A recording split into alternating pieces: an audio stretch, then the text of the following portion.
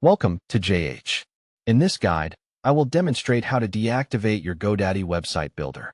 This tutorial is perfect for anyone needing to take their site offline for major revisions or if you are transitioning to a different platform.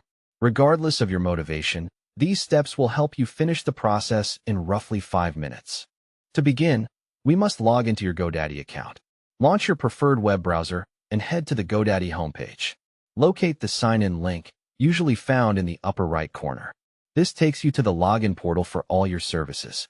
Input your account credentials, including your username and password, into the provided boxes. Always verify you are on the official site to keep your data safe. Once entered, press the sign-in button to open your main dashboard, which houses all your active tools and site builders. Next, you need to find the Website Builder section. Look for a link or category labeled Website on your dashboard. Selecting this will bring you to the management interface. From there, click the Edit Website button.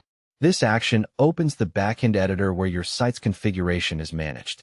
Now that you are inside the builder, look for the Settings tab on the navigation menu, which is typically positioned at the top or along the side.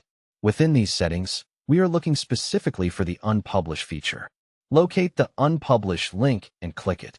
Note that this doesn't erase your content. It simply makes the site invisible to the public.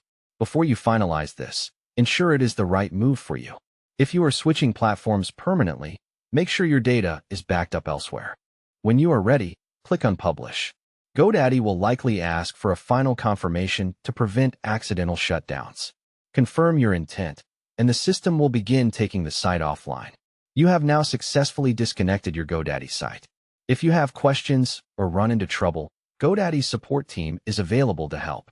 As a final tip, remember that you can still use the builder to make edits even while the site is unpublished, allowing you to work on updates without public pressure. Thank you for watching this tutorial.